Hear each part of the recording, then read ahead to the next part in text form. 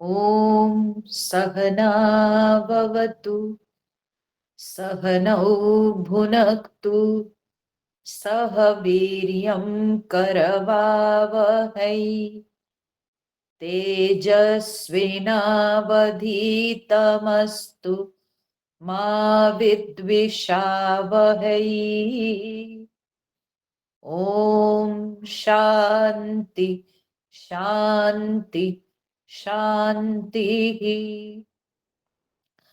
गुरुर्ब्रह्मा गुरुर्विष्णुः गुरुर्देवो महेश्वरः गुरुरेव परं ब्रह्म तस्मै श्री गुरवे नमः। तस्मै श्री गुरवे नमः। वसुदेवसुतं देवं कंसचाणूरमर्दनं देवकी परमानन्दं कृष्णं वन्दे जगद्गुरुं। कृष्णं वन्दे जगद्गुरुम्।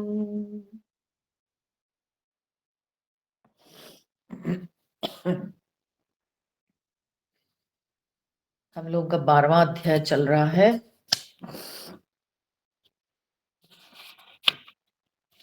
पहले हम लोग पाठ कर लेते हैं। 5 श्लोकस हम लोग देखे हैं, तो पहले उन 5 श्लोकों का पाठ कर लेते हैं। ओम श्री परमात्मने नमः। अथ द्वादशोऽध्यायः भक्ति योगः। अर्जुन उवाच एवं सततयुक्ता ये भक्तास्त्वां पर्युपासते ये चाप्यक्षरमव्यक्तम् तेषां के योगवित्तमाः। श्रीभगवानुवाच मय्यावेश्य मनो ये माम् नित्ययुक्ता उपासते श्रद्धया परयोपेताः ते मे युक्ततमा मताः। ये त्वक्षरमनिर्देश्यम् अव्यक्तं पर्युपासते सर्वत्र गमचिन्त्यं च कूटस्थमचलं ध्रुवम् सन्नियम्येन्द्रियग्रामम् सर्वत्र समबुद्धयः ते प्राप्नुवन्ति मामेव सर्वभूतहिते रताः। क्लेशोऽधिकतरस्तेषाम् अव्यक्तासक्तचेतसाम् अव्यक्ता हि गतिर्दुःखम् देहवद्भिरवाप्यते। ये तु सर्वाणि कर्माणि मयि सन्न्यस्य मत्पराः अनन्येनैव योगेन मां ध्यायन्त उपासते तेषामहं समुद्धर्ता मृत्युसंसारसागरात् भवामि न चिरात् पार्थ मय्यावेशितचेतसाम्। तो हम लोगों ने देखा भगवान श्री कृष्ण ने कहा कि अव्यक्ता ही गतिर दुखम देहवद्भिः अवाप्यते। जो लोग अभी तक देहाभिमान से मुक्त नहीं हुए हैं उनके लिए यह अव्यक्त मार्ग बहुत कष्ट साध्य है। उनको बहुत कठिनाइयों का सामना करना पड़ता है, क्योंकि जब निर्गुण निराकार साधना करना होता है तो उसमें सबसे पहले शरीर भाव से ऊपर उठना पड़ता है, और जो ध्येय वस्तु है अर्थात परब्रह्म परमात्मा, वह आकार विहीन है, आकार शून्य है। तो जो ध्येय वस्तु है वो आकार शून्य है, और उस ध्येय वस्तु को अनुभव करने के लिए साधक को देह भाव का त्याग करना आवश्यक हो जाता है। बिना देह भाव का त्याग किए उस आत्म तत्व को समझना बहुत कठिन है। परंतु यहां एक बात समझ लेना चाहिए कि भगवान ये नहीं कहते हैं कि ये असंभव है, भगवान ये कहते हैं कि बहुत कठिन है। जो लोग देहाभिमान को त्याग दिए हैं तो उनके लिए ये आसान हो जाता है मार्ग। तो ये असंभव नहीं है परंतु कठिन है। गोस्वामी तुलसीदास जी रामचरितमानस में कहते हैं कि जो ज्ञान साधना करते हैं वे भगवान के ग्रोन अप चिल्ड्रन है, अर्थात भगवान के वे तरुण पुत्र हैं। जो भक्ति साधना करते हैं वे भगवान के शिशु के समान बच्चे हैं, जिनका उद्धार स्वयं भगवान ही करते हैं। अर्थात जो भक्त होते हैं वो अपना सब कुछ भगवान को समर्पित कर देते हैं कि भगवान ही हमारा उद्धार करेंगे, भगवान ही हमको उठाएंगे।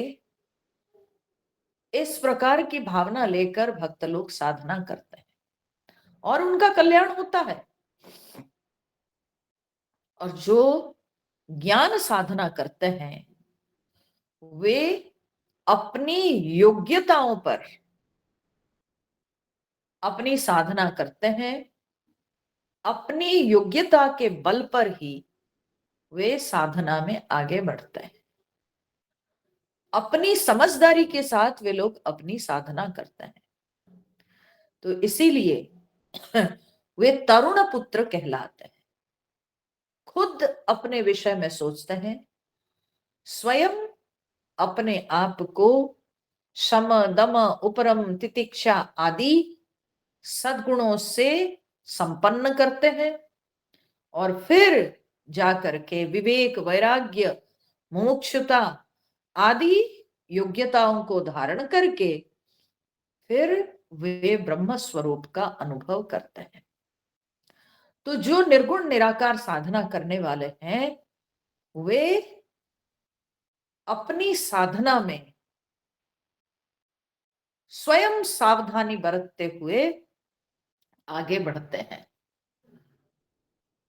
तो इसलिए भगवान श्री कृष्ण यहां पर कहते हैं कि यह जो साधना है, यह जो अव्यक्त साधना, ये जब तक देहाभिमान नहीं गया है तो तब उन साधकों के लिए बहुत कठिन है इस अव्यक्त साधना में आगे बढ़ना।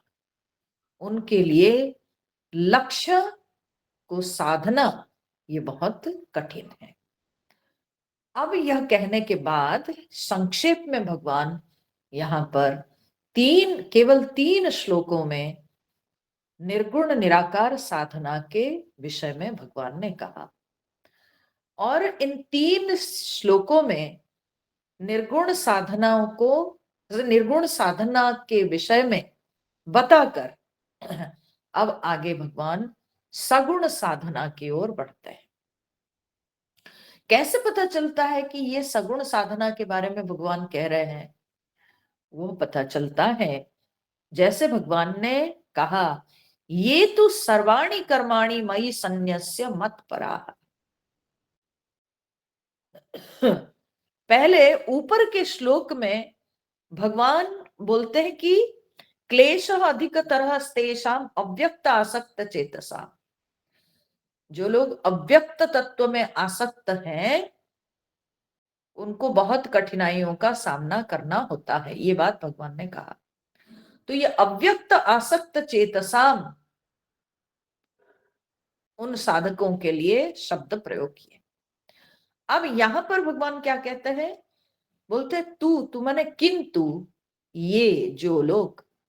तो किंतु जो लोग, अर्थ क्या हुआ कि यहाँ के साधक बदल गए। पहले के साधक के साधक की अपेक्षा ये जो दूसरे के जो साधक हैं वे अलग हैं, और इनकी साधना बिल्कुल भिन्न है। वह बताने के लिए भगवान किंतु शब्द का प्रयोग किए। तो तू माने किंतु, तो किंतु ये माने जो लोग, अर्थात वो साधक नहीं बल्कि ये अन्य साधक हैं, ये दूसरे प्रकार के साधक। तो क्या करते हैं दूसरे प्रकार के साधक?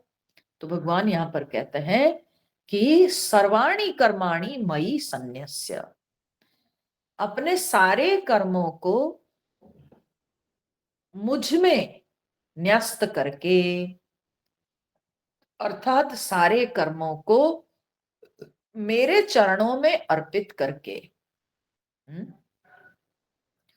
ये तो सर्वाणि कर्माणि मयि संन्यस्य मत पराः। क्यों वे मेरे चरणों में सारे कर्मों को अर्पण करते हैं? क्योंकि वे मेरे परायण हैं। मत पराः, वे मेरे परायण हैं। ठीक है, अर्थात मुझे वे सर्वश्रेष्ठ मानते हैं। उनका सब कुछ, सबके पीछे वे कारण मुझे ही समझते हैं, सबका आधार वे मुझे ही समझते हैं। तो इसलिए मेरे अलावा उनका कोई दूसरा रास्ता नहीं है। ठीक है, मत पराः, मुझे पर माने श्रेष्ठ समझने वाले, मुझसे परे और कुछ नहीं। मैं ही उनके लिए सर्वोत्तम हूं, सर्वोत्कृष्ट हूं। मुझसे बढ़कर और कोई नहीं और कुछ नहीं, और मेरे अलावा उनकी कोई दूसरी गति नहीं। तो ये है मत पराः, मेरे परायण होना। अनन्येन एव योगेन, अनन्य योग के ही द्वारा, अनन्येन एव योगेन मां ध्यायन्तः, अनन्य योग के द्वारा ही वे मेरा ध्यान करते हुए, मां ध्यायन्तः, मेरा ध्यान करते हुए, उपासते, मेरी उपासना करते हैं। ठीक है, तो भगवान ये जो दो तीन बातें बोले उस पर थोड़ा सा हम लोग चिंतन करेंगे।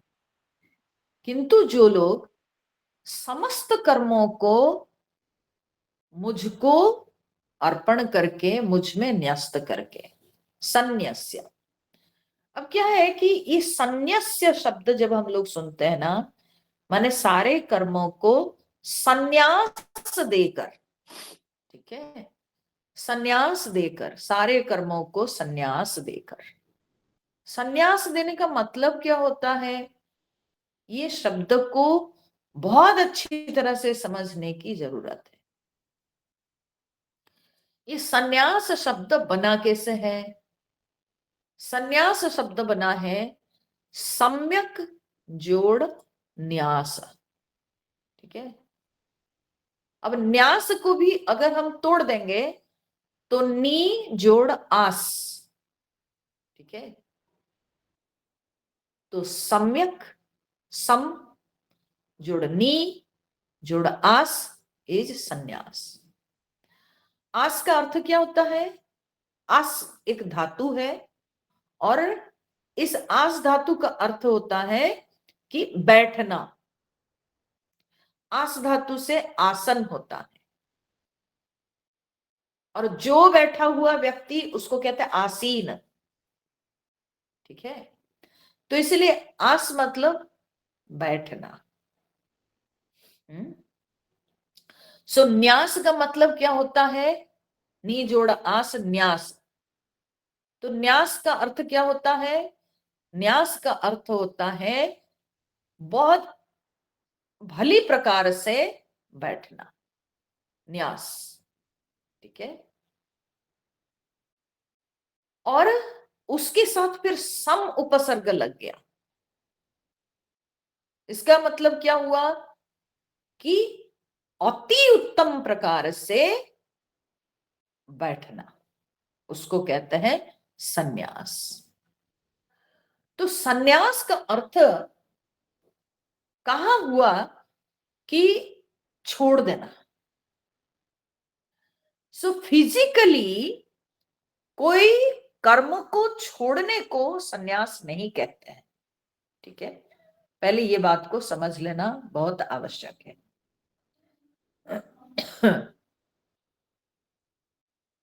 बाह्य रूप से कोई कर्म को न करने को संन्यास नहीं कहते, क्योंकि संन्यास शब्द वैसे कुछ भी सूचित नहीं करता। सो संन्यास का अर्थ होता है अति उत्तम प्रकार से बैठना। इसलिए आप सुने भी होंगे कि भाई कोई मंत्री आते हैं, कोई पुल निर्माण के लिए वे क्या करते हैं ना, शिलान्यास करते हैं। शिलान्यास मतलब क्या हुआ ना, शिला की स्थापना। शिला को वे बैठा दिए, अच्छी प्रकार से शिला की स्थापना की, तो उसको शिलान्यास हम कहते हैं। तो वैसे संन्यास का अर्थ क्या होता है? जब भगवान ने कहा कि सर्वाणि कर्माणि मयि संन्यस्य, सारे कर्मों को मुझ में संन्यास देकर, तो मुझ में संन्यास देकर का अर्थ फिर क्या हुआ ना, सारे कर्मों को मुझ में स्थापित करके, सारे कर्मों को मुझ में स्थापित करके, सारे कर्मों को भगवान को अर्पण करके। तो भगवान को अर्पण करना है सारे कर्मों को, तो सारे कर्मों को बाह्य रूप से छोड़ना नहीं है, बाह्य रूप से छोड़ना नहीं है, बल्कि सारे कर्तव्यों को सुचारू रूप से करते हुए उन कर्मों को भगवान में अर्पण करना। कैसी भावना के साथ अर्पण हम करेंगे? क्योंकि ये भक्ति है। अब भगवान भक्ति की जब व्याख्या कर रहे हैं तब इस बात को लाए हैं, तो हमको इसको भक्ति की भाषा में समझाना पड़ेगा। तो भक्ति की भाषा में अगर हम इसको समझाएं तो ईश्वर का दिया हुआ शरीर, ईश्वर की दी हुई बुद्धि,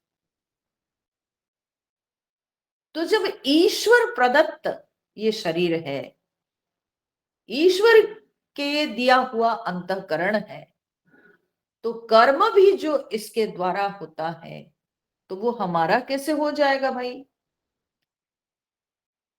हाँ, जिनकी संपत्ति, तो उसका जो फल निकलता है, उससे जो शुद्ध निकलता है वो उसी का होगा। तो इसीलिए अगर शरीर उनका है, अंतःकरण उन्हीं का दिया हुआ, तो फिर इन सब के द्वारा किया हुआ कर्म भी उन्हीं का है। सर्वाणि कर्माणि मयि सन्न्यस्य, सारे कर्मों को ईश्वर को अर्पण करना। इस बात पर एक संत से किसी ने प्रश्न किया, बोला कि आप कहते हो कि सारे कर्मों को भगवान को अर्पण कर देना,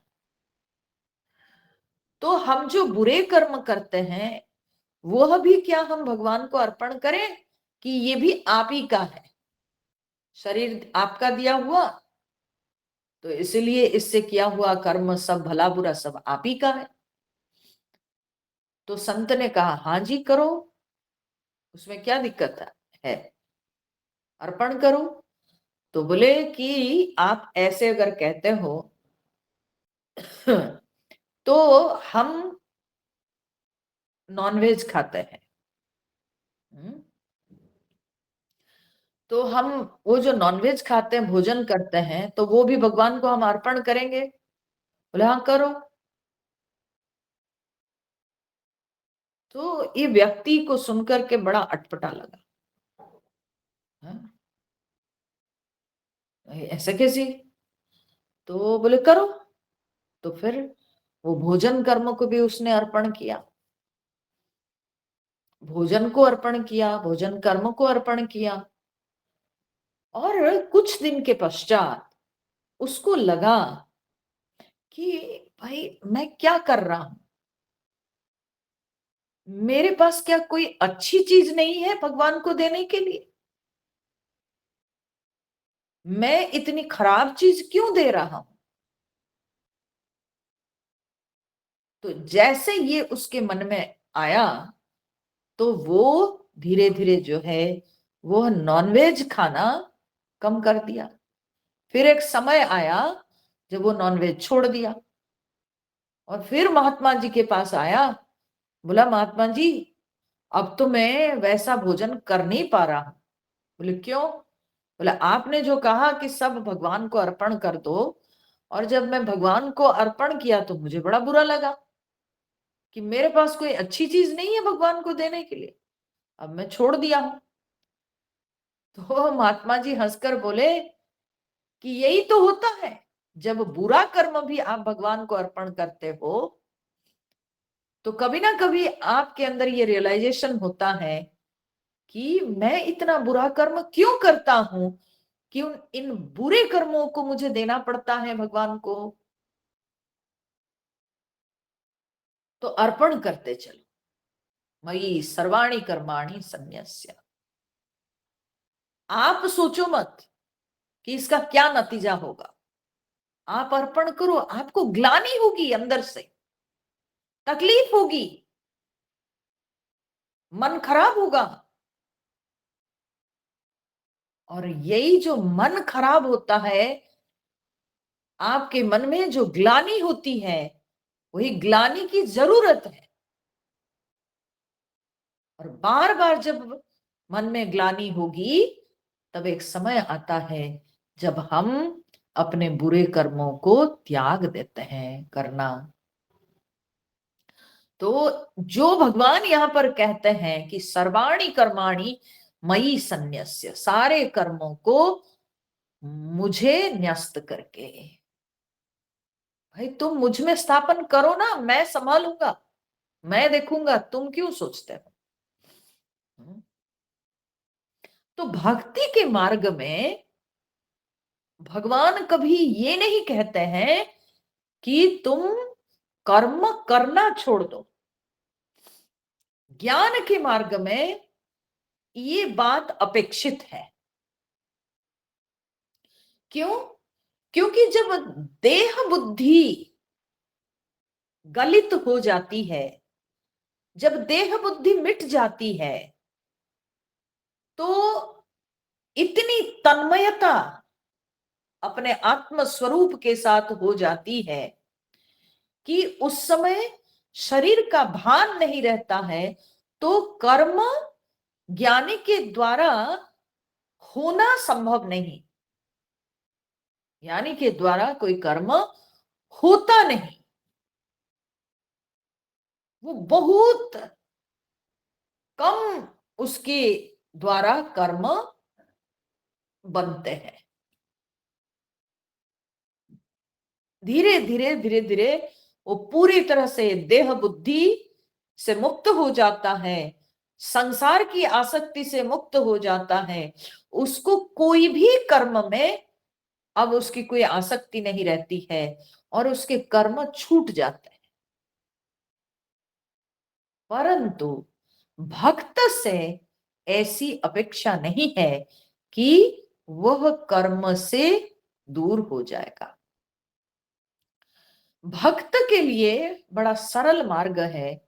भगवान कहते हैं कि वो अपने कर्मों को करता है, परंतु कर्मों को मुझ में अर्पण करके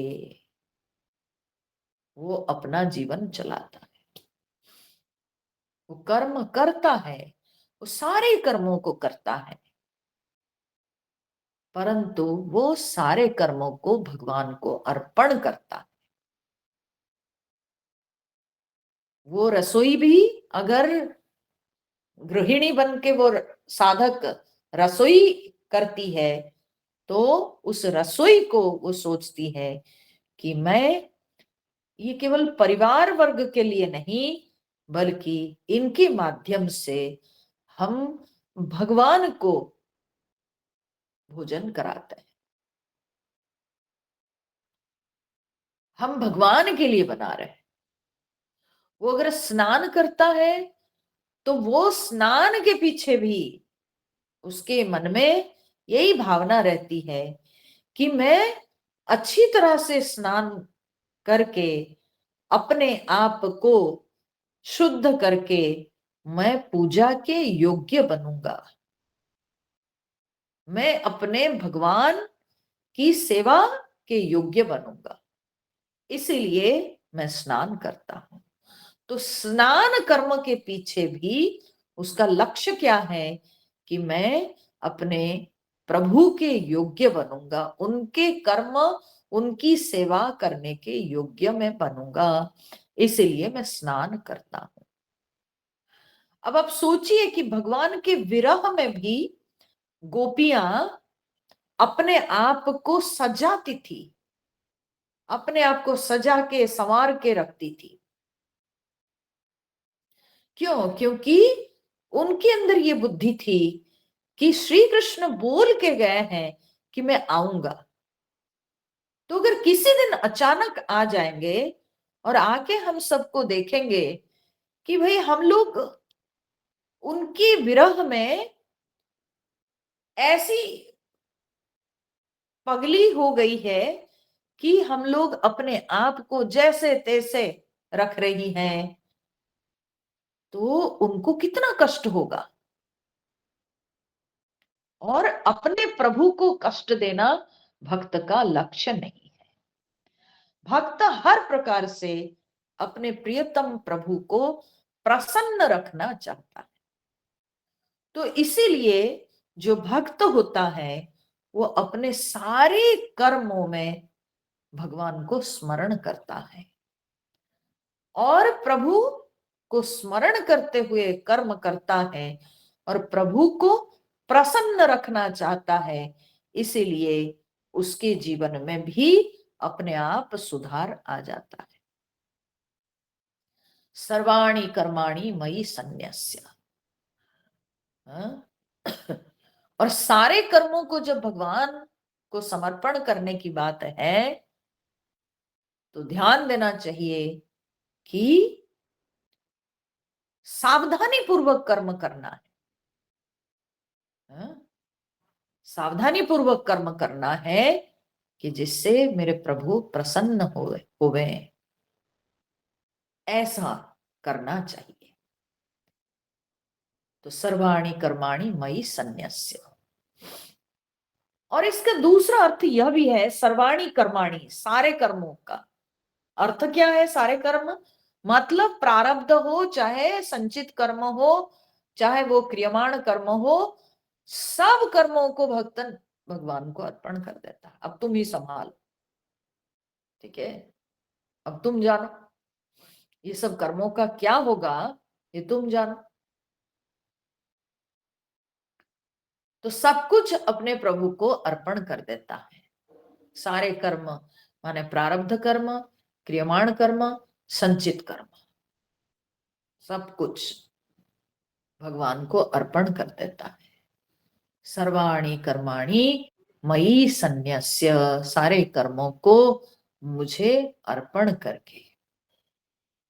और क्यों करता है? क्योंकि मत पराहा, क्योंकि वो मेरे परायण है। ठीक है, भगवत परायण होना,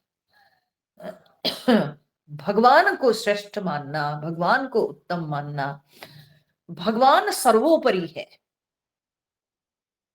ऐसे समझना, मत पराहा।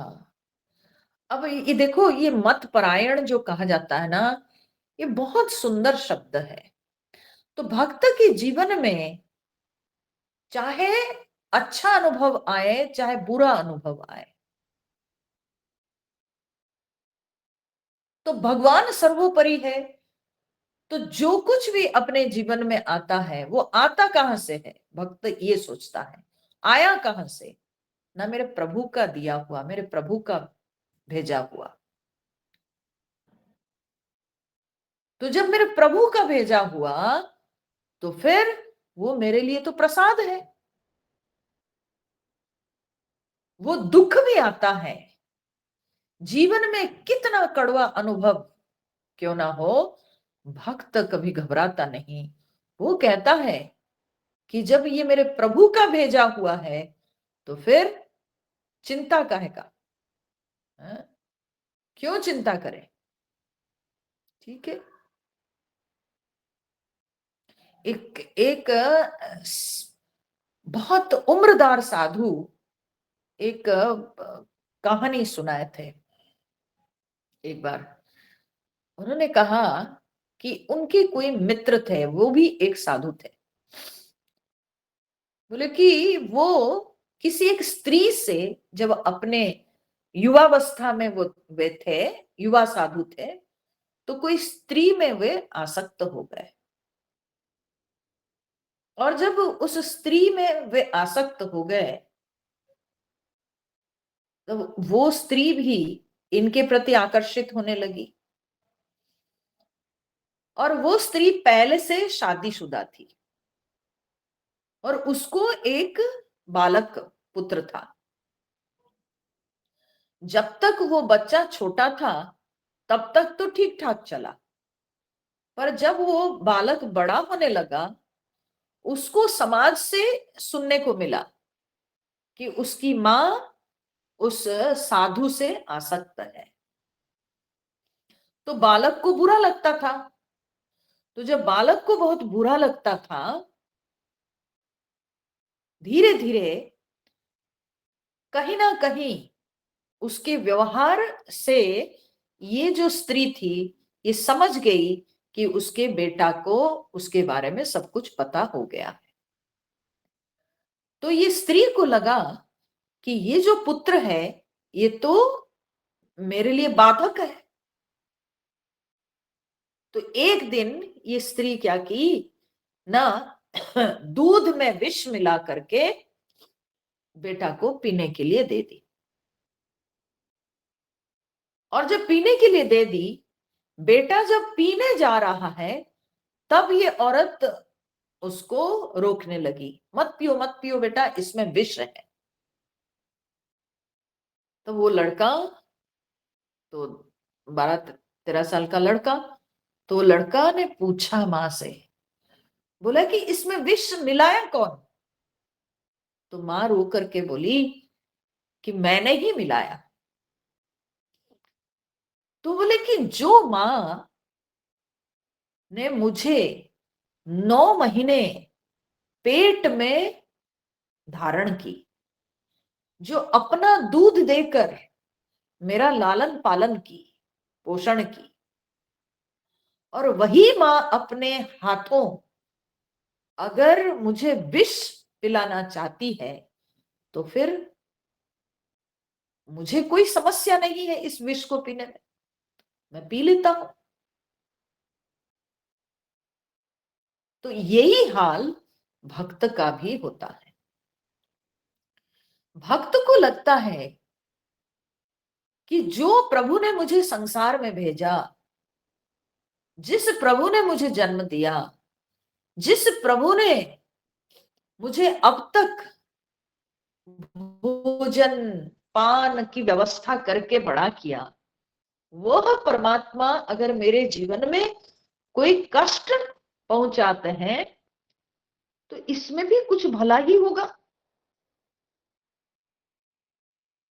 तो ये जो दुख या समस्या मेरे जीवन में आई है, तो ये मेरे प्रभु का प्रसाद है। हम लोग जब छोटे थे तो हम सब लोग इस बात को जरूर अनुभव किए होंगे कि कुछ ऐसे मेडिसिन होते थे जो कि बहुत एकदम कड़वी, हाँ, बहुत बिटर लगते थे,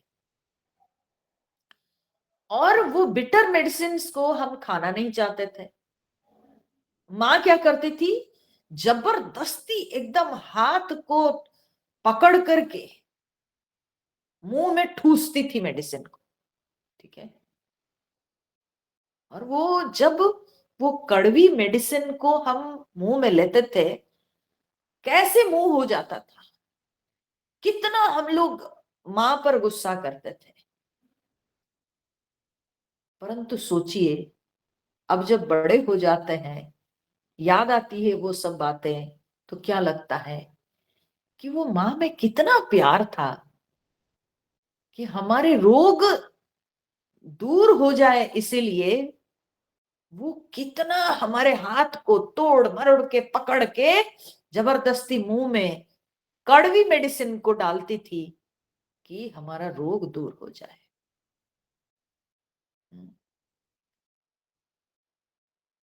कितना प्रेम मां में था। तब उनको इतना कष्ट उठा के स्वयं भी कष्ट उठाती थी, और फिर हम लोगों को भी कष्ट पहुंचा के वो मां जो है मुंह में मेडिसिन डालती थी।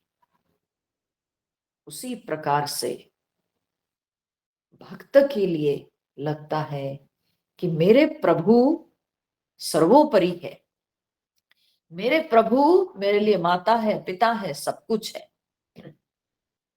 और जो कुछ भी मेरे जीवन में आता है सब कुछ मेरे प्रभु का प्रसाद है।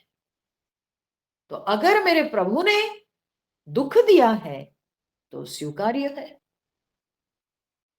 सुख दिया है तो भी प्रसाद है।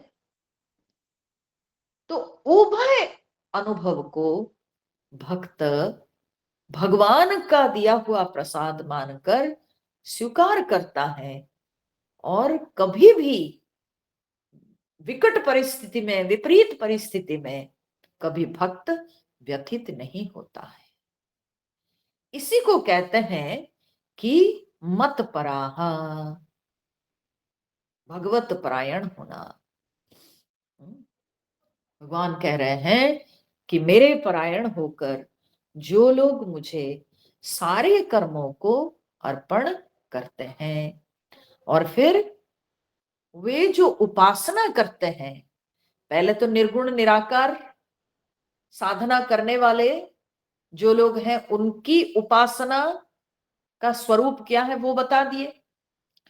अब भगवान इसमें कहते हैं कि ये जो लोग हैं ये कैसी उपासना करते हैं, तो भगवान कहते हैं कि अनन्येन योगेन एव मां ध्यायन्तः उपासते।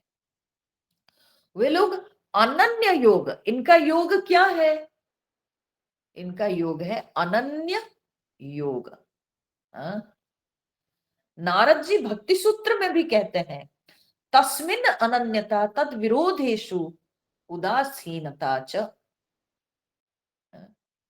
तस्मिन अनन्यता, उनमें अनन्यता माने भगवान में अनन्यता, तद विरोधेषु, जो वो भगवान को विरोध करता हो, जो अपने प्रभु का विपरीत हो, उसके प्रति क्या? उदासीनता। बिल्कुल अपने आप को विड्रॉ कर लेना है, इंडिफरेंट हो जाना है, जो भगवान को विरोध करता हो। भाई हमको कोई लेना देना नहीं है उससे। और भगवान में अनन्यता। अनन्यता का तात्पर्य क्या होता है? अनन्यता का तात्पर्य है कि न अन्य भाव और दूसरा कोई नहीं, बस एक मेरा प्रभु। वे रखना है रखें, मारना है मारे, चाहे जो करना है करे, लेकिन अपने प्रभु के आश्रित हो जाना और प्रभु को छोड़कर और कुछ नहीं स्वीकार करना। जीवन में बस एकमात्र अपना आधार बना लेना, ये है तस्मिन अनन्यता। ये अनन्यता है, अन्य भाव नहीं, बस एक, एक आधार, एक शरण और कुछ नहीं। तस्मिन अनन्यता। ठीक है। महाभारत में एक सुंदर जो है कथा आती है, उपमन्यु कथा। तो उपमन्यु जो थे वो भगवान शंकर जी के बहुत बड़े भक्त थे और वे साधना करते थे। जब साधना कर रहे थे, ध्यान कर रहे थे, भगवान शंकर जी का ध्यान कर रहे थे, तो उस समय ऐरावत हाथी के ऊपर बैठकर इंद्रदेव पहुंच गए और इंद्रदेव हंस करके बोले, अरे तुम कब तक ध्यान करोगे? तुमको जो मांगना है मुझसे मांग लो। ठीक है,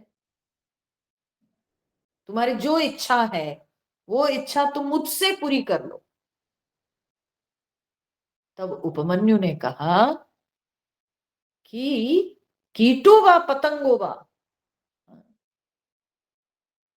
भगवान शंकर जी की इच्छा अगर है और वे अगर मुझे कीट बनाए, पतंग बनाए, चाहे नगण्य कोई योनि में मुझे डाल दे, मंजूर है। वो जो दे वो मुझे मंजूर है, परंतु उनको छोड़कर मैं और किसी से कुछ भी नहीं ग्रहण कर सकता। वे जो प्रसाद देंगे वे मुझे स्वीकार्य है। तो इस हद तक जो भक्त होते हैं वे अपने इष्ट में आसक्त होते हैं, और ऐसी आसक्ति प्रभु में, इसको कहते हैं अनन्यता। भक्ति के मार्ग में इसको कहते हैं अनन्यता। तो भगवान यहां पर कहते हैं अनन्येन योगेन एव, इनके और कोई दूसरा योग नहीं, अनन्य योग है बस। हर हालत में वे अपने प्रभु का स्मरण करते हैं, अपने प्रभु भाव में वे लीन रहते हैं। अनन्य योग से ही मांग ध्यायन्तः उपासते, मेरा ध्यान करते हुए उपासना करते हैं। अब यहां पर जब भगवान ये ध्यान शब्द ले आए तो ये ध्यान ज्ञान साधना जैसे ध्यान नहीं है। ज्ञान साधना में ध्यान क्या होता है? ज्ञान साधना में ध्यान का अर्थ होता है वृत्ति रहित हो जाना। ज्ञान साधना में ध्यान का अर्थ क्या होता है कि वृत्ति रहित होना, सारी वृत्तियों का त्याग करना। परंतु भक्ति साधना में जो ध्यान होता है वो वैसे नहीं है। भक्ति साधना में वृत्ति रहित होने की अपेक्षा नहीं है। भक्ति साधना में ध्यान कैसा ध्यान है? अपने प्रभु की लीलाओं का स्मरण करना और भगवान की लीलाओं का स्मरण करके उसमें तन्मय हो जाना, भगवान के रूप का ध्यान करना।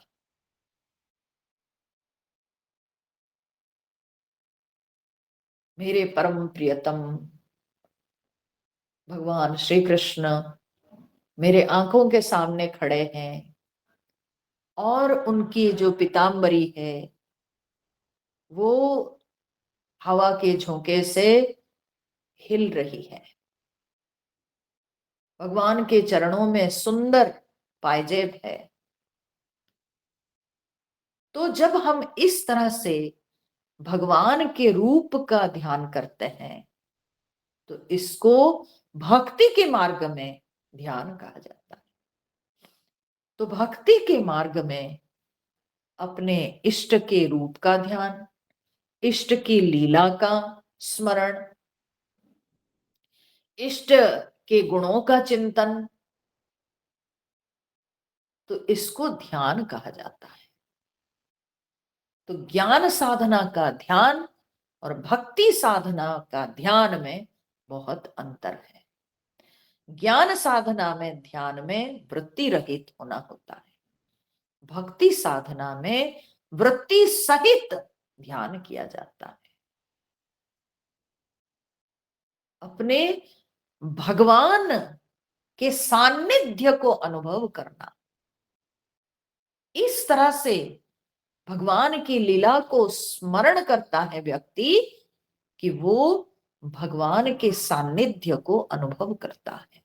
उसको लगता है जैसे कि मेरे भगवान एकदम मेरे सामने। जैसे आप लोग दुनिया में देखे होंगे ना, जो लोगों को ये स्किज़ोफ्रेनिया होता है ना, तो वे लोग कैसे कैसे अजीब अजीब बातें करते हैं। ऐसी बातें करते हैं जैसे लगता है कि उनके सामने वो सब है। कुछ कुछ मन में जो है वे लोग ऐसे पाल लेते हैं और डाउट करते हैं किसी पर, या कोई चीज मन में रख के बातें करेंगे तो ऐसे लगता है कि जैसे कि उनके सामने वो सारी घटनाएं घट रही है। तो ऐसे तन्मय वे लोग हो जाते हैं कि वो अपने मन में सोचते हैं उसके बिल्कुल क्लोज हो जाते हैं, वो प्रोक्सिमिटी वे फील करते हैं उस घटना के साथ। तो वैसे भक्त की भी अवस्था है। तो भक्त जो ध्यान करता है उसमें वो भगवान की प्रोक्सिमिटी को फील करता है, भगवान के सानिध्य को वो अपने ध्यान में अनुभव करता है। तो ये है भक्ति साधना का ध्यान, और ऐसी उपासना भक्त करता है। मांग ध्यायन्तः उपासते, मेरा ध्यान करते हुए वो मेरी उपासना करता है। और ध्यान में अनन्यता, अनन्य योग, बस वो अपने प्रभु संबंधित ही सारे विचार, प्रभु संबंधित ही उसके मन में सारी भावनाएं उठती है।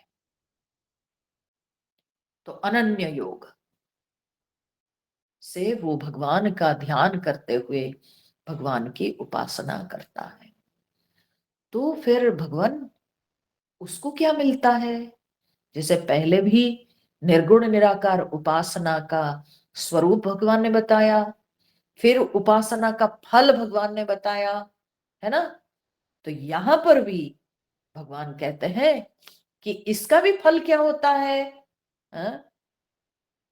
तो वो नेक्स्ट श्लोक में भगवान कहते हैं तेषाम अहम समुद्धरता मृत्यु संसार सागरात। हे अर्जुन, ऐसी जो उपासना करते हैं, तेषाम उन लोगों के लिए, कौन है वे लोग? ना तेषाम मई आवेशित चेतसाम, अर्थात जो लोगों के चित्त मुझ में पूरी तरह से आविष्ट हो गया है, जिनका चित्त मुझ में स्थगित हो गया है, बस और कहीं जाना नहीं, मुझे सब कुछ मिल गया। ऐसे जिनका मन मुझ में स्थगित हो गया है, तो मयि आवेशित चेतसाम चेतसाम तेषाम, उन लोगों के लिए मैं क्या फल देता हूं? तो अहम समुद्धरता मृत्यु संसार सागरात न चिरात भवामी। मृत्यु संसार सागरात, ये मृत्यु रूपी संसार सागर, मृत्यु माने जन्म मृत्यु रूपी संसार सागर। ठीक है, ये जो संसार सागर है, जिनमें नित्य निरंतर क्या दिखता है? कोई पैदा होता है और कोई मरता है। सब इस समुद्र में डूब रहे हैं, मर रहे हैं। ठीक है, ये संसार सागर से मुक्त होना आसान नहीं है। सबके सब, जब ये संसार को सागर के साथ तुलना की जाती है, तो इसका तात्पर्य क्या है? समुद्र जिस तरह से व्यापक है, हाँ? समुद्र जिस तरह से व्यापक है और समुद्र जिस तरह से अथाह है, वही भाव को सूचित करने के लिए संसार के साथ सागर की तुलना की जाती है। तो संसार भी उसी प्रकार से अथाह है।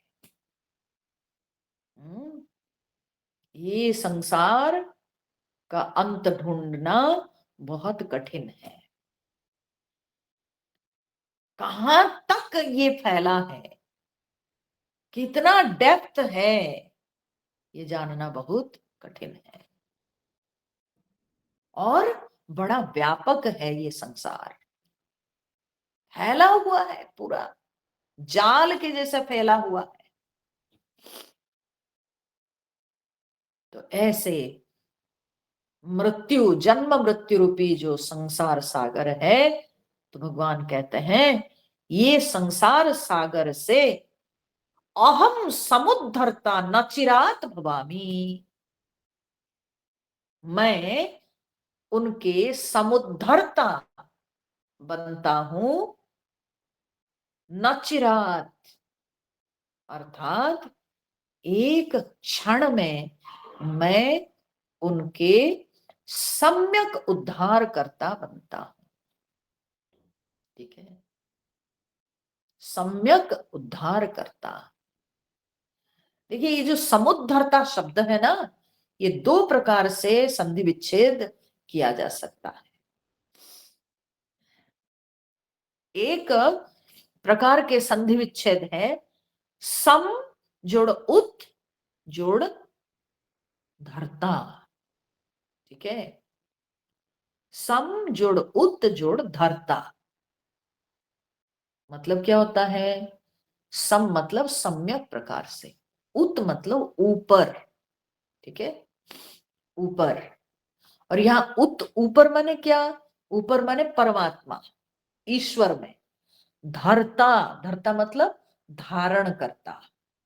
ठीक है, सम्यक प्रकार से परमात्मा में, भगवान में धारण करने वाला मैं उनके लिए बन जाता।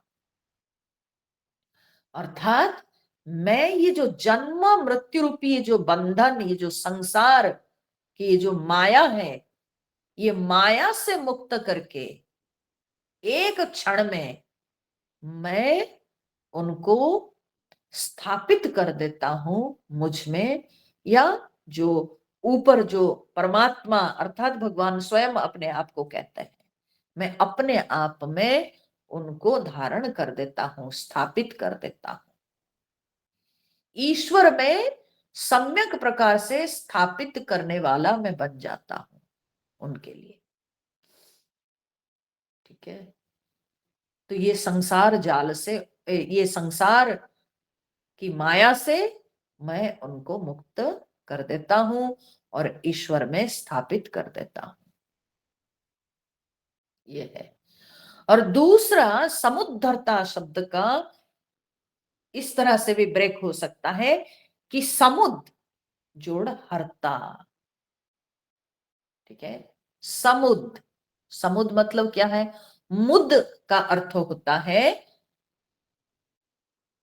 खुशी, सुख, ठीक है, आनंद।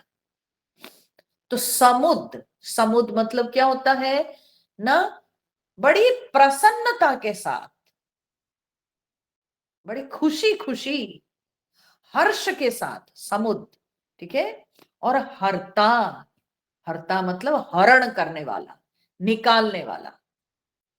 तो भगवान कहते हैं कि मैं अपने भक्तों को ये संसार की माया से माने अति प्रसन्नता के साथ निकालने वाला बनता हूं, बड़ी खुशी के साथ।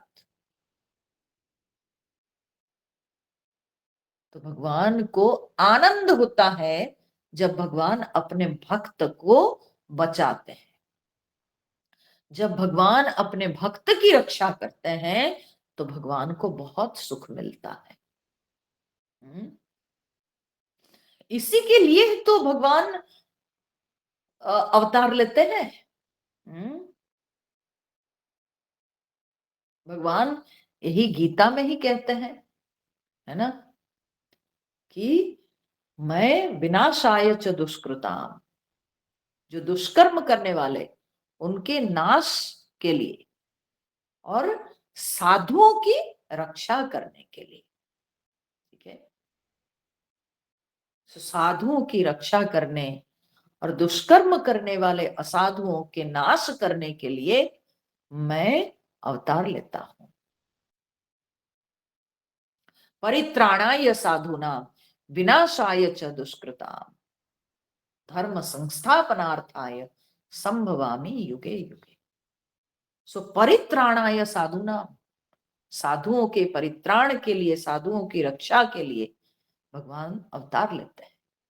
तो इसलिए जब भगवान अपने भक्तों की रक्षा करते हैं, भगवान को बहुत आनंद अनुभव होता है, बहुत खुशी होती है। तो इसलिए समुद हरता, अर्थात मुद मतलब आनंद के साथ, बड़े आनंद के साथ मैं उनके निकालने वाला बनता हूं। अच्छा भगवान, आपको बचाने में, भक्त को बचाने में कितना समय लगता है? भगवान ने कहा भवामि न चिरात, एक क्षण में मैं अपने भक्त की रक्षा करता हूं।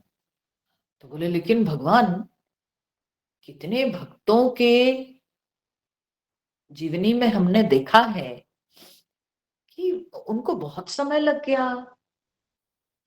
तो बोले कि समय लगता है जो, वो है अपने मन का मल को दूर करने में। वो मन का मल जब दूर हो जाता है और जब भगवान के साथ अनन्यता आ जाती है तो फिर क्या, फिर भगवान को थोड़ी समय लगता है। तो तुरंत भगवान भक्त की रक्षा करते हैं। तो इसलिए भगवान कहते हैं तेषाम अहम समुद्धरता मृत्यु संसार सागरा भवामि न चिरात पार्थ। हाँ, एक क्षण में हे पार्थ, मैं एक क्षण में भवामी, मैं प्रकट होता हूं। किस रूप से? न समुद्धरता, मैं समुद्धरता बन के प्रकट होता हूं। अब देखो डिफरेंस हुआ ना। ऊपर भगवान ने कहा जो निर्गुण निराकार साधक हैं उनके लिए भगवान ने जब फल बताया था तो कैसे भगवान ने बताया था? बोले ते प्राप्नुवन्ति मामेव, वे मुझे प्राप्त करते हैं। ते प्राप्नुवन्ति, वे मुझे प्राप्त करते हैं। परंतु जब भगवान भक्तों के बारे में बताते हैं तो भगवान क्या कहते हैं ना, अहम भवामी समुद्धरता, मैं समुद्धरता बनता हूं उनके लिए। तो भगवान की अपनी वाणी में ये बात सिद्ध हो गई ना। जो गोस्वामी तुलसीदास जी ने रामचरितमानस में कहा है, यहाँ भगवान श्री कृष्ण स्वयं अपनी वाणी से सिद्ध कर दिए कि जो ज्ञानी होते हैं वे अपने बल पर भगवान को प्राप्त करते हैं, अपनी योग्यता से भगवान को प्राप्त करते हैं। और जो भक्त होते हैं, भगवान बोले कि मैं उनके उद्धार करता बनता, मैं उनके रक्षक बनता। जब प्रहलाद जी को जरूरत पड़ी तो भगवान खंबे से निकले कि नहीं? जब द्रौपदी की लज्जा निवारण करना था तो भगवान वस्त्र में भी अवतार ले लिए, तभी तो वस्त्र बढ़ता चला गया, नहीं तो वस्त्र कैसे बढ़ता? तब वस्त्र की वृद्धि हुई। तो भगवान पहले अपने काम कर देते हैं। तो भगवान भक्त की रक्षा हमेशा करते हैं। तेषामहं समुद्धर्ता मृत्यु संसार सागरात् भवामि न चिरात् पार्थ मय्यावेशित चेतसा। तो इसलिए जिनका चित्त मुझ में आविष्ट हो गया है, मैं उनका रक्षक बनता, मैं उनकी रक्षा करता। तो अब समझ में आया निर्गुण निराकार साधना का स्वरूप, उसका फल और उसके साधकों का लक्षण। और यहाँ पर भगवान ने सगुण साकार साधकों का लक्षण और सगुण साकार साधना का स्वरूप और फिर उसका फल बता दिए। ठीक है, तो इस तरह से ये 2 श्लोकों में सगुण साकार साधना को बताने के पश्चात भगवान अब अपनी भावना को समेटकर कहते हैं, अर्जुन, इसलिए जो शुरुआत में मैंने कहा था दूसरे श्लोक में कि मन को मुझ में लगाना चाहिए, तो वही भगवान यहाँ पर अपने सारे जो है भाव को समेटते हुए कहते हैं, मय्येव मन आधत्स्व मयि बुद्धिं निवेशय निवसिष्यसि मय्येव अत ऊर्ध्वं न संशयः। मय्येव मन आधत्स्व मयि बुद्धिं निवेशय निवसिष्यसि मय्येव अत ऊर्ध्वं न संशयः। तो भगवान ने कहा मयि एव मन आधत्स्व, इसलिए अपने मन को मुझ में स्थापन करो। मयि एव मन आधत्स्व, अपने मन को मुझ में स्थापन करो। मयि बुद्धिम निवेशय, अपनी बुद्धि को मुझ में ही लगाओ। मयि बुद्धिम निवेशय, सो मन को मुझ में स्थापन करो, बुद्धि को मुझ में लगाओ, मन को इधर उधर भटकने मत दो, मन को मुझ में बैठा दो। ठीक है, और मैं पहले बताई थी इस बात को जब दूसरे नंबर के श्लोक को समझाती थी, तो मन किसमें लगता है ना, जिसके प्रति प्रेम होता है, क्योंकि भावनात्मक मन है। तो जिसके प्रति भावना होती है, जिसके प्रति प्रेम होता है, मन उसी में लगता है, मन उसी में स्थिर होता है। तो इसलिए कहने का तात्पर्य है कि भगवान कह रहे हैं कि मुझ में मन को स्थापित करो, यानी तुम मुझसे प्रेम करो। मुझसे प्रेम करोगे तो मन अपने आप मुझ में स्थिर रहेगा। मयि बुद्धिम निवेशय, अपनी बुद्धि को मुझ में लगाओ। बुद्धि किस में लगती है? बुद्धि क्या है ना, बुद्धि जो है वो निश्चय करती है, वो निश्चय करती है। तो जब जो वस्तु के माहात्म्य सिद्ध हो जाता है, बुद्धि उसमें लगती है। माहात्म्य पता चल जाता है। ठीक है, तो इसलिए जब हम अपने प्रभु के माहात्म्य को जानेंगे, जितना अधिक ईश्वर के माहात्म्य को जानेंगे, हमारी बुद्धि वही भगवान में लगेगी। क्योंकि बुद्धि तर्क करती है ना, तो बुद्धि को लॉजिक चाहिए कि भाई हम उनके आश्रय क्यों लेंगे, ऐसा क्या है उनमें। तो बुद्धि को सेटिस्फाई करने के लिए हमको भगवान के माहात्म्य जानना पड़ेगा। तो भगवान की लीलाओं का अध्ययन करके कैसे भगवान भक्तों की रक्षा करते हैं, कैसे भगवान भक्तों को संकटों से बचाते हैं, तो भगवान के माहात्म्य को समझना पड़ेगा। तो जब भगवान के माहात्म्य को समझते हैं, तब हमारी बुद्धि भगवान में लगती है। तो भगवान कह रहे हैं कि मुझ में मन को स्थिर करो, मुझ में बुद्धि को लगाओ, तो क्या होगा? न निवसिष्यसि मयि एव, तब तुम मुझ में ही निवास करोगे। निवसिष्यसि, तुम मुझ में ही निवास करोगे। अत ऊर्ध्वम न संशयः, हाँ? इसमें कोई शंका नहीं है।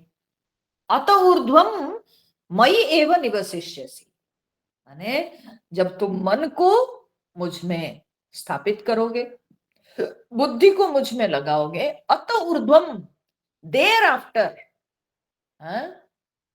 तदनंतर, उसके बाद, अत ऊर्ध्वम का अर्थ है इसके बाद, निवसिष्यसि मयि एव, तुम मुझ में ही निवास करोगे। न संशय, इसमें कोई संशय नहीं है, इसमें कोई डाउट नहीं है। ये बात को तुम पक्की समझ लेना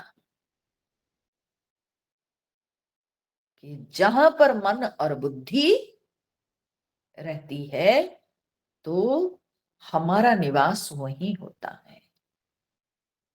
संसार में भी ये बात, कई एक सांसारिक अनुभव में ये बात सिद्ध हो जाती है। अनेकों बार हम सत्संग में आए हैं, बैठे हैं, परंतु हमारा मन जा करके बेटा में लगा हुआ है। बेटा की तबीयत ठीक नहीं थी, उसको बुखार था, हम चले आए, तो बेटा में मन लगा है। और हम बुद्धि से विचार भी कर रहे हैं, पता नहीं वो क्या कर रहा होगा, हमको पता है वो तो मानता नहीं, सुनता नहीं, अभी स्वेटर नहीं पहना होगा, शॉल नहीं ओढ़ा होगा, तो क्या क्या हम बुद्धि से विचार करते हैं। तो भले शरीर से हम सत्संग में हैं, परंतु हमारा मन जाके बेटा में, हमारी बुद्धि विचार कर रही है बेटा के विषय में। तो इसलिए हम कहाँ निवास कर रहे हैं? हम घर में ही निवास करते हैं, भले शरीर से हम सत्संग में क्यों ना हो। तो ये बात को समझ लेना चाहिए कि हमारा देह कहीं पर भी रहे, परंतु हम वहीं रहते हैं जहां हमारा बॉडी, हमारा माइंड, सॉरी, जहां हमारा माइंड, हमारा इंटेलेक्ट जहां रहते हैं, हम वहीं रहते हैं। तो अगर हमारा मन, हमारी बुद्धि भगवान में रहेगी, तो फिर हमारा निवास कहाँ होगा? तो भगवान में होगा। इसलिए भगवान कहते हैं अत ऊर्ध्वम मयि एव निवसिष्यसि, तो इसके बाद तुम मुझ में ही निवास करोगे, इसमें कोई संदेह नहीं है। ठीक है, तो इसलिए मन को भगवान में लगाना बहुत आवश्यक है, ये बहुत जरूरी है।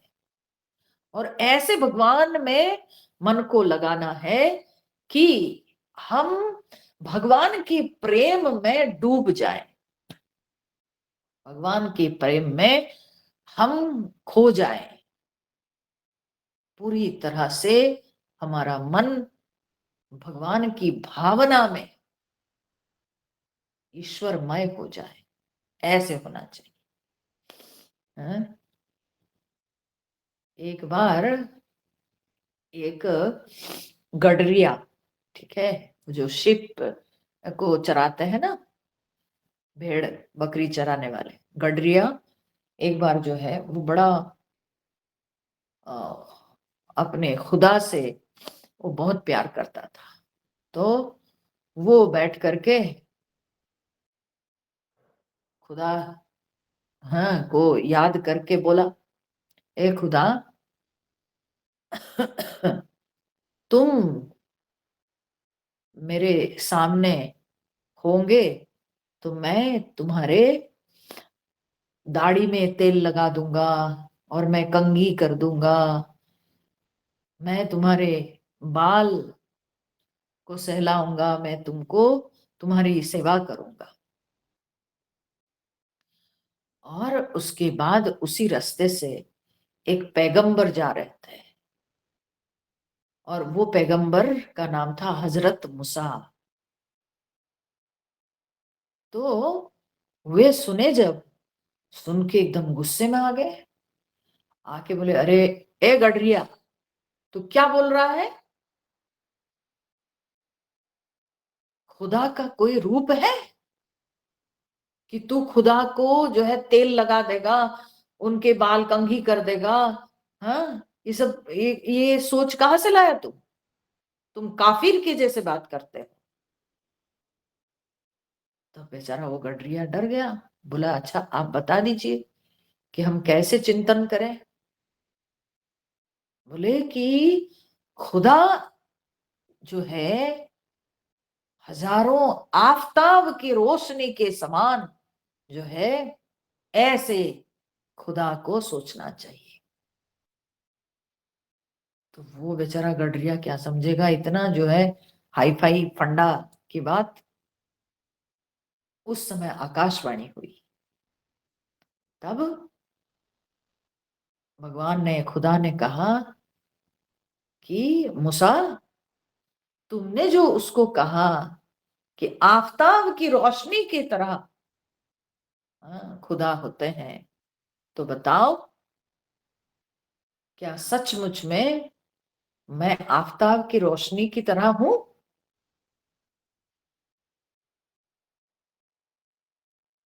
बताओ, कोई प्रकाश क्या मेरे समान हो सकता है?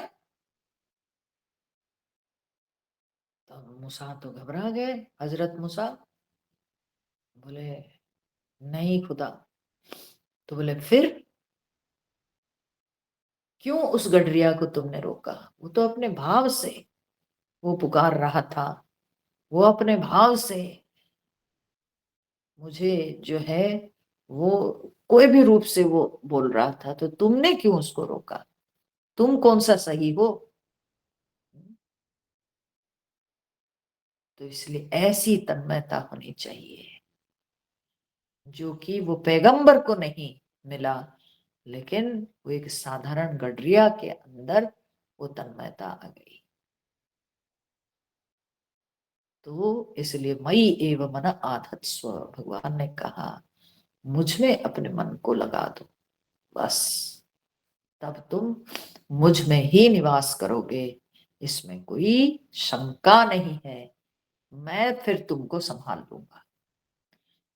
तो भगवान जब ये बात को बोले ना, तो भगवान को लगा कि शायद अर्जुन मेरी इस बात को सुन करके कुछ डाउट में है। तो वो डाउट क्या है ना, भगवान आप तो बड़े आसानी से बोल दिए कि मन लगाओ मुझ में, परंतु मैं क्या करूं, मेरा मन लगता ही नहीं है। हाँ? तो मेरा मन लगता ही नहीं है, तो मैं क्या करूं प्रभु, आप खुद बता दीजिए। हम्म, तो जब अर्जुन के मन में ये शंका उठी, तो भगवान उसका क्या उत्तर देते हैं, या भगवान को लगा जब अर्जुन शायद द्वंद्व में पड़े हैं, तो तब भगवान इसका किस तरह से समाधान करते हैं वो हम लोग नेक्स्ट सत्संग में सुनेंगे। मैं अभी बाहर में हूँ, असलियत में आज दिन भर मैं एक स्कूल में आई हुई हूँ, मेरे यहाँ पर कार्यक्रम चल रहे हैं, मैं दिन भर व्यस्त रही, कल रात भर यात्रा की हूँ, सोई नहीं। तो मैं देखती हूँ कल किस समय टाइम मिलेगा, मेरे को समय मिलने से मैं आप लोगों को मैसेज करूंगी, ठीक है? तो अगर टाइम मिलेगा तो फिर मैं टाइम आपको दूंगी। चलिए, सभी को बहुत बहुत धन्यवाद। आज का सत्संग हम लोग यहीं पर समाप्त करेंगे। ओम पूर्णमद पूर्णमिदं पूर्णात् पूर्णमुदच्यते पूर्णस्य पूर्णमादाय पूर्णमेवावशिष्यते। ओम शांति शांति शांति। हरि ओम। श्री गुरुभ्यो नमः।